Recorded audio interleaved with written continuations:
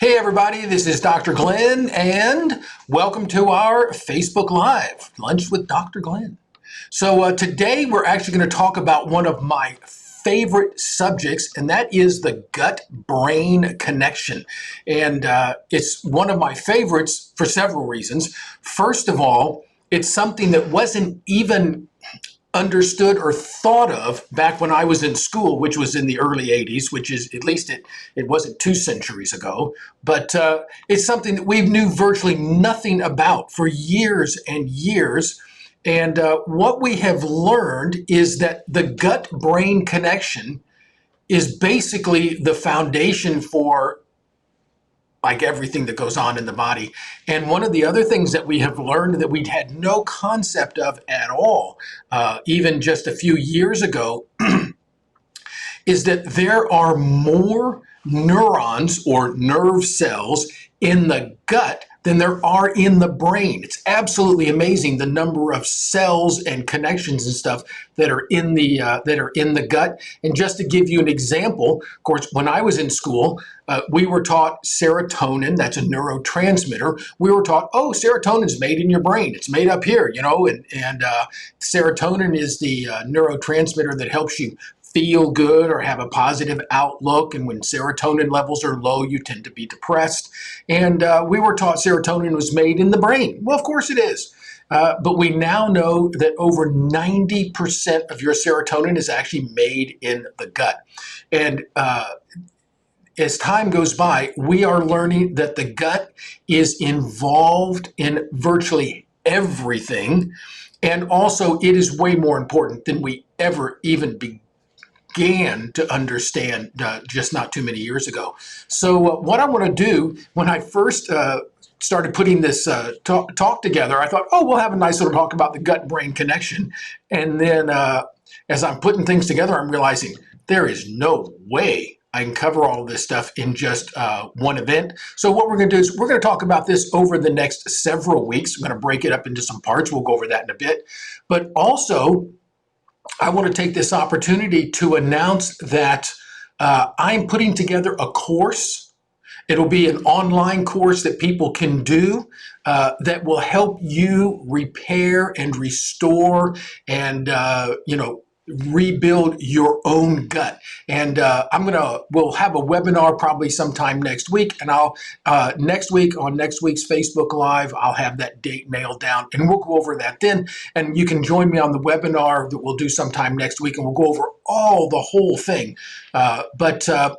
What I want to talk about today is sort of the foundational parts of the gut-brain connection.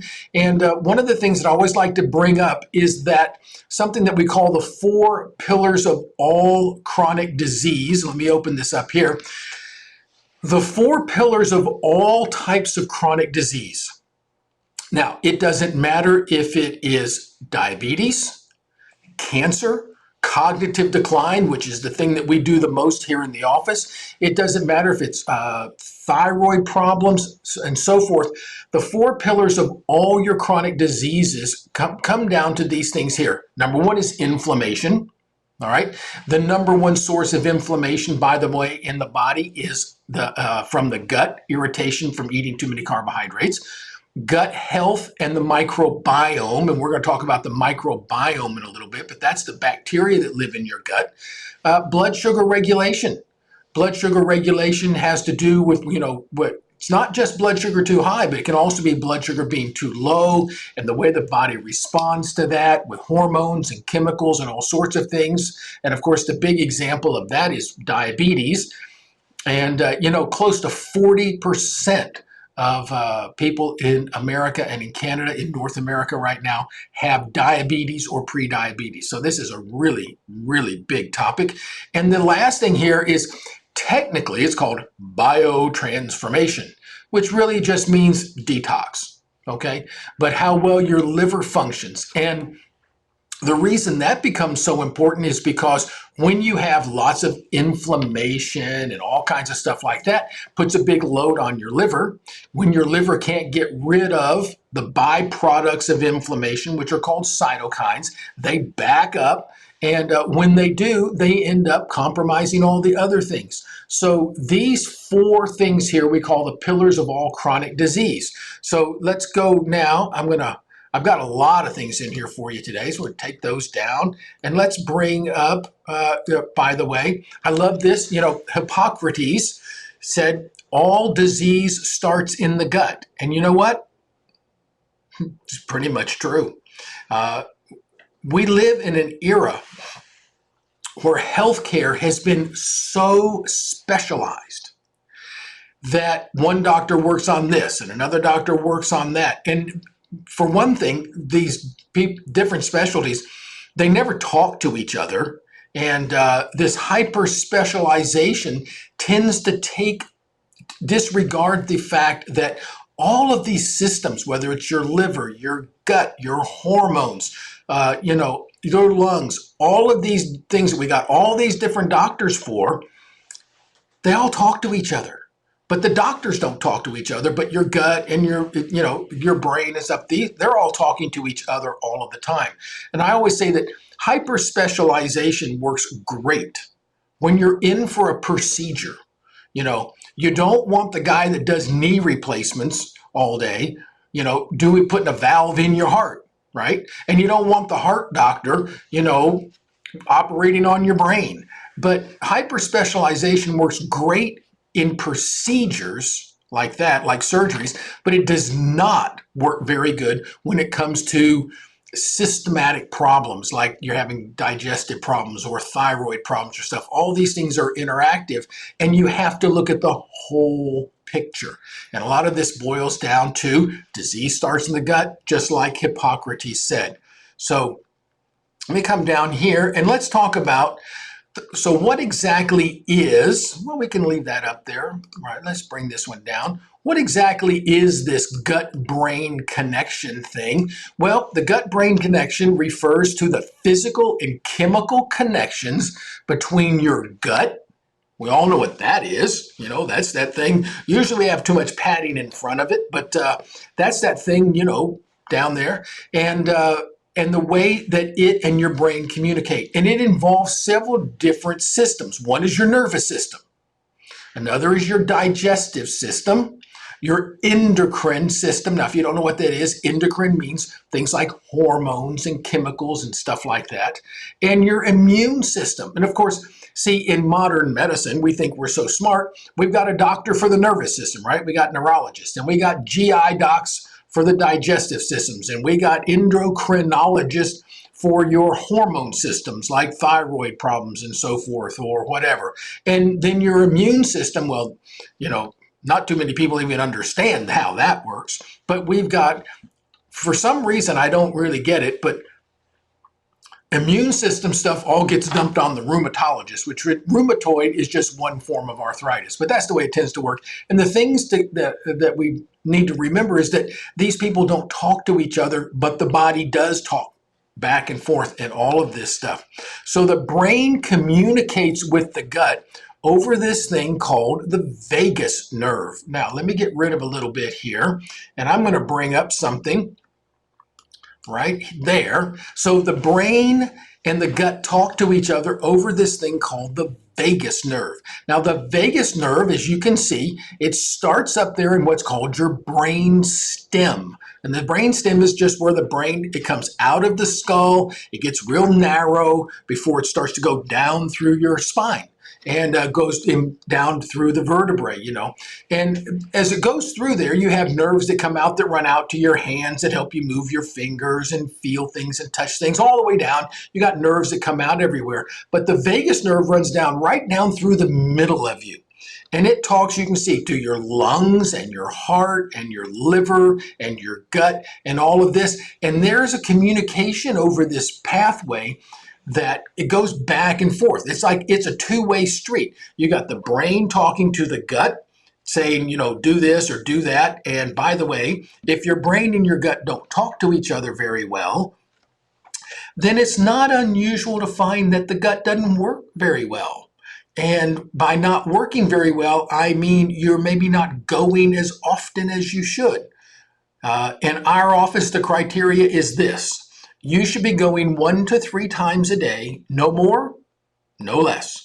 If you're not going at least once a day, then toxins are building up in you, and because of the way the digestive system works, you will end up reabsorbing what your liver is trying to get rid of. So we don't want stuff staying inside of you too long. We want you going every day.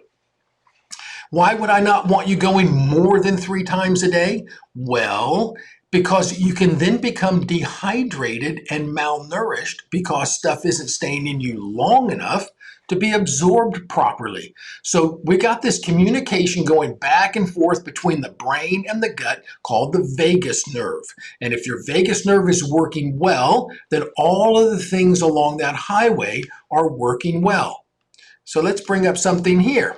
So the brain communicates with the gut over the vagus nerve, and the gut communicates with the brain by using some of those things that I just mentioned, neurotransmitters. Neurotransmitters the big ones are serotonin, dopamine. So serotonin helps to give you a positive outlook on life. That's a good thing.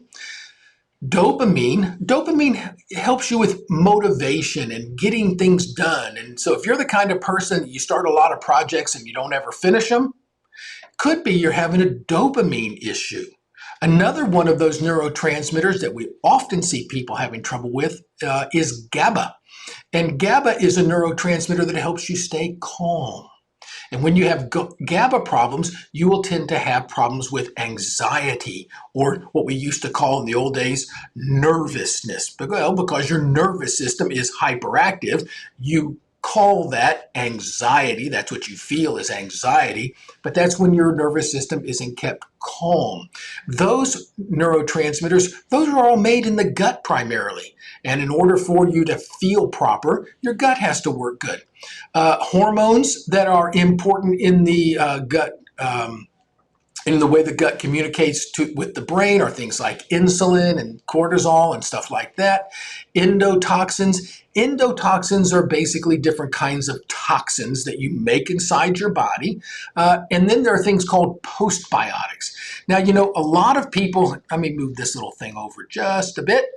Pop it down there. A lot of people have heard of prebiotics. Prebiotics are like, fermented foods, pickles and stuff like that, kefir, things like that. Those are great things. And probiotics are bacteria that actually live in your gut. They make up something called your microbiome. But then there's something called postbiotics. Most people have never heard of postbiotics. But postbiotics are the things that your gut makes. The chemicals and the hormones, those are the postbiotics. And all of this bacteria that lives in your gut, they make stuff. They break down your food and they make things for you. And those are called postbiotics. All right, so let's get a couple of things off of here now. All right.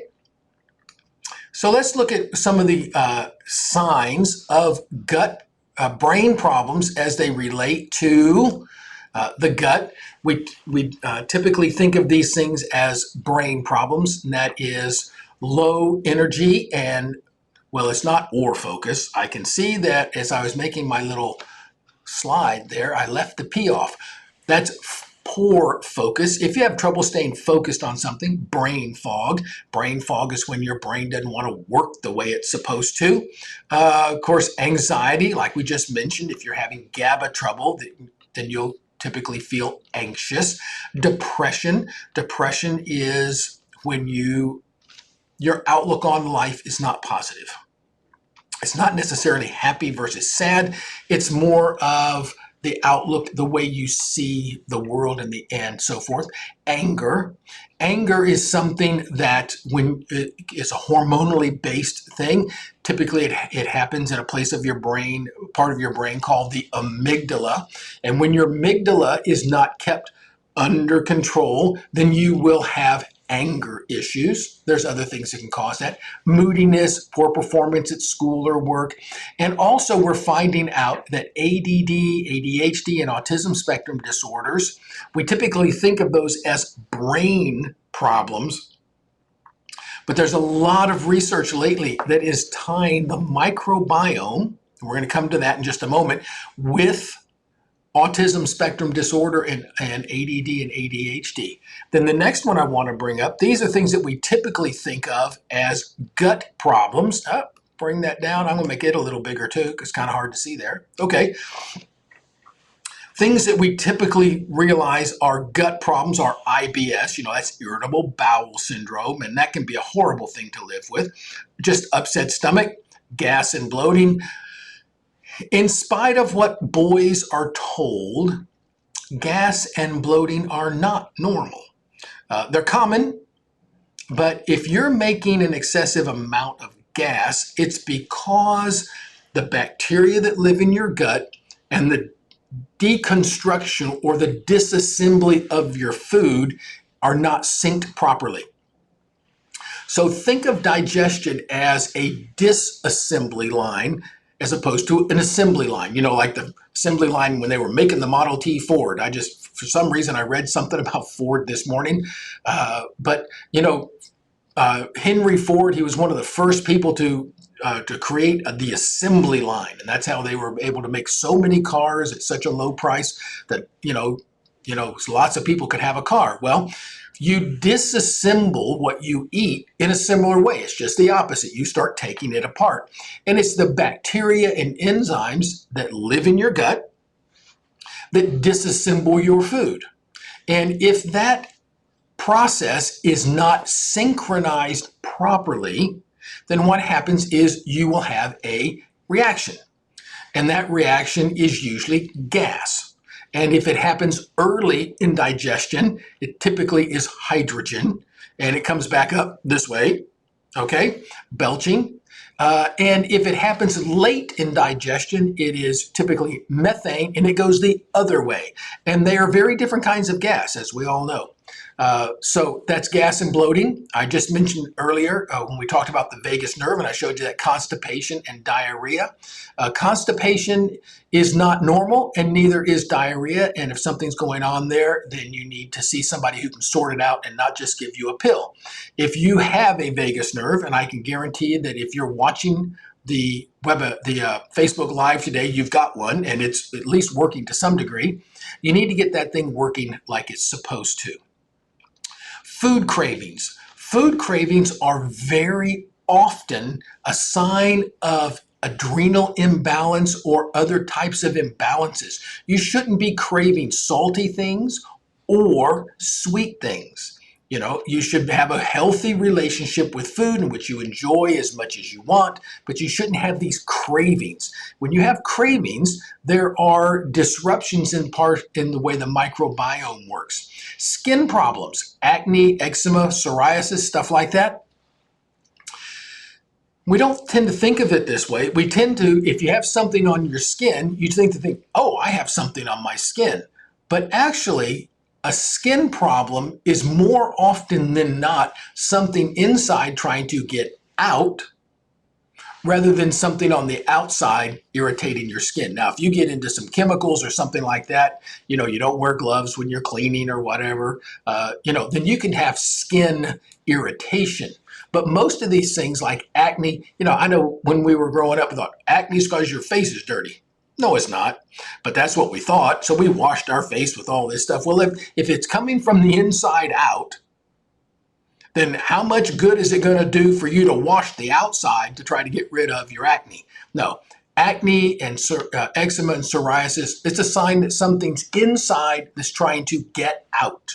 And so that's the way we deal with that now in functional medicine. Poor sleep is often gut related. Your adrenal glands, they control your production of cortisol and your serotonin converting into melatonin. So you know that remember I told you a few minutes ago that serotonin is primarily made in the gut, okay? And serotonin gets converted into melatonin. Sounds kind of the same. Well, serotonin gets converted into melatonin, and if you're having melatonin issues, then what you'll find is you'll have trouble sleeping. And so there's a lot of things that can cause you to have trouble sleeping, but one of the things that will do it is the inability to make enough serotonin to convert into melatonin. All right, so there's that. Chronic pain. When your gut is not happy and it becomes inflamed and your inflammation levels go up, quite often you will feel joint pain and different kinds of sort of global arthritis, which is why it's so interesting what we see when we get people's diets sorted out and get the inflammation out of their diet. A lot of times their joints end up feeling better because their inflammation levels, they just drop down and calm down. Thyroid and adrenal problems are directly related to the gut because in the gut is where you convert a lot of your T4 into the active form of thyroid hormone T3. And gut irritation is the number one driver of adrenal activity. And having a chronically long-term, well, that's what chronic means, but having a chronically irritated gut means that you're irritating and driving your adrenal glands all the time. And so that they can then go into something that we call adrenal exhaustion or adrenal fatigue. And the other thing that is a gut problem is autoimmune disease. And this was first published by a guy up at Harvard named Alessio Fasano. And Dr. Fasano, he is a brilliant guy.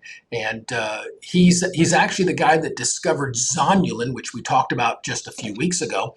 But zonulin breaks down the intestinal lining. And when that happens, you get this leaky gut thing. And when that happens, you get undigested proteins into the bloodstream. Then you develop an antibody to it. We've talked a lot about antibodies and stuff recently because of everything that's going on with the COVID and all of that.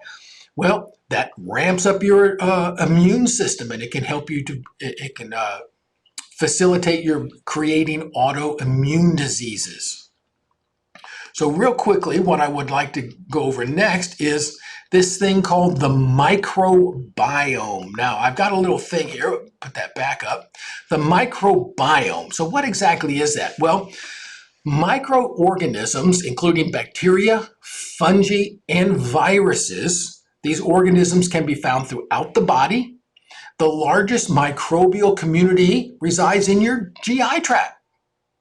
The concept of the human microbiome, and thus the intensive study of it, was developed primarily in the first decade of the 21st century. Now follow me, 21st century. So when you go to your doctor and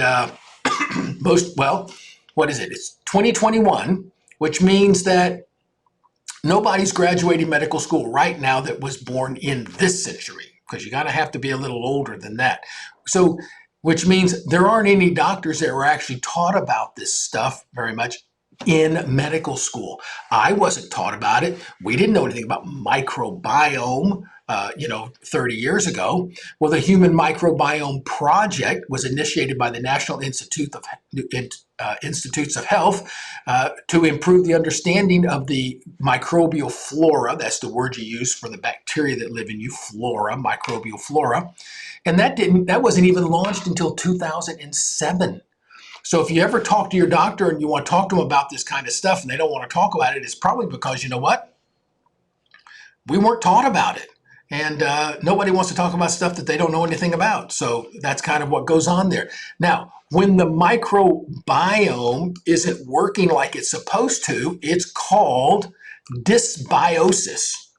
All right. So means when something isn't working like it's supposed to.